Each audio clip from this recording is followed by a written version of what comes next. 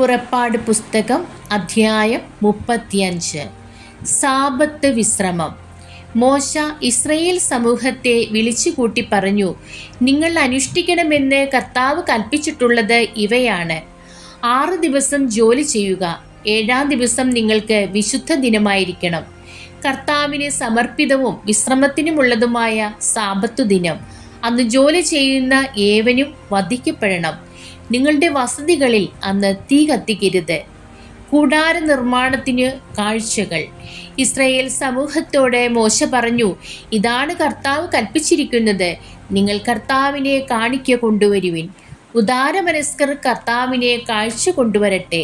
സ്വർണം, വെള്ളി, ഓട്, നീലം, ധൂമ്രം, കടും ചുമപ്പ് എന്നീ നിറങ്ങളിലുള്ള നൂലുകൾ, നേർമയിൽ നെയ്തെടുത്ത ചണവസ്ത്രം, കോലാട്ടിൻ രോമം, ഊറക്കിട്ട മുട്ടാടിൻ തോല്, നിലക്കരടി തോല്, കരിവേലത്തടി, വിളക്കിനുള്ള എണ്ണ, അഭിഷേക തൈലത്തിനും പരിമള ധൂപത്തിനുമുള്ള സുഗന്ധ വസ്തുക്കൾ, ഗോമേതക രത്നങ്ങൾ, ഏഫോദിനും ഉരസ്ത്രാണത്തിനുമുള്ള രത്നങ്ങൾ. നിങ്ങളിൽ ശില്പവൈദഗ്ധ്യമുള്ളവർ മുൻപോട്ട് വന്ന് കർത്താവ് ആജ്ഞാപിച്ചിരിക്കുന്നവയെല്ലാം നിർമ്മിക്കട്ടെ.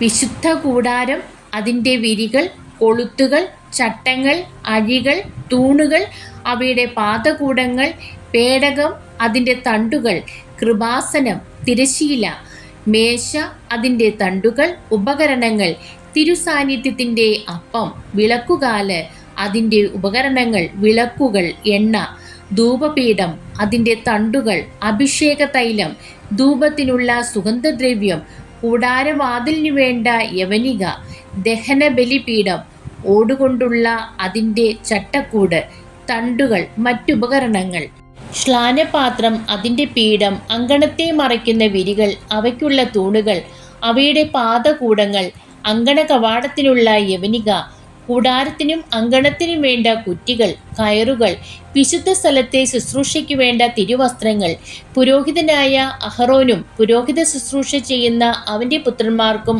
അണിയാനുള്ള വിശുദ്ധ വസ്ത്രങ്ങൾ. ഇസ്രായേൽ സമൂഹം മോശയുടെ മുൻപിൽ നിന്ന് പിരിഞ്ഞുപോയി. ആന്തരിക പ്രചോദനം ലഭിച്ച ഉദാരമനസ്കർ കർത്താവിൻ്റെ സന്നിധിയിൽ കാഴ്ചകൾ കൊണ്ടുവന്നു. അത് സമാഗമ കൂടാരത്തിനും അതിലെ ശുശ്രൂഷയ്ക്കും വിശുദ്ധ വസ്ത്രങ്ങൾക്കും വേണ്ടിയുള്ളതായിരുന്നു. ഉദാരമനസ്കരായ സ്ത്രീപുരുഷന്മാർ കാഴ്ചകളുമായി വന്നു. അവർ സൂചി പതക്കങ്ങളും കർണവളയങ്ങളും അങ്കുലീയങ്ങളും തോൾവളകളും എല്ലാത്തരം സ്വർണ്ണ ആഭരണങ്ങളും കൊണ്ടുവന്നു. അങ്ങനെ ഓരോരുത്തരും കർത്താവിന് സ്വർണം കൊണ്ടുള്ള കാഴ്ച സമർപ്പിച്ചു. ഓരോരുത്തരും കൈവശമുണ്ടായിരുന്ന നീലം, ധൂമ്രം, കടും ചുമപ്പ് എന്നീ നിറങ്ങളിലുള്ള നൂലുകളും നേർമയുള്ള ചണത്തുണിയും കൊലാട്ടിൻ രോമവും ഊറക്കിട്ട മുട്ടാടിൻ തോലും നിലക്കരടി തോലും കൊണ്ടുവന്നു.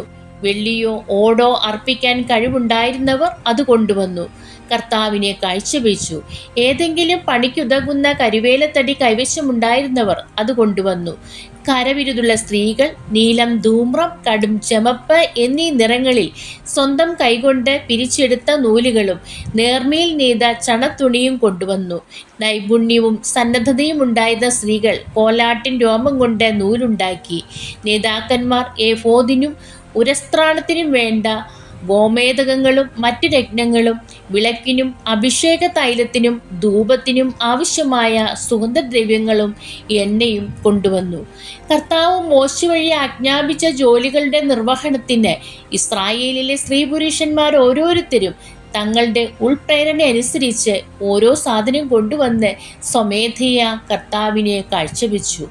മോശ ഇസ്രായേൽ ജനത്തോട് പറഞ്ഞു, യൂദാ ഗോത്രത്തിലെ ഹൂറിൻ്റെ പുത്രനായ ഊറിയുടെ മകൻ ബസാലേലിനെ കർത്താവ് പ്രത്യേകം തിരഞ്ഞെടുത്തിരിക്കുന്നു.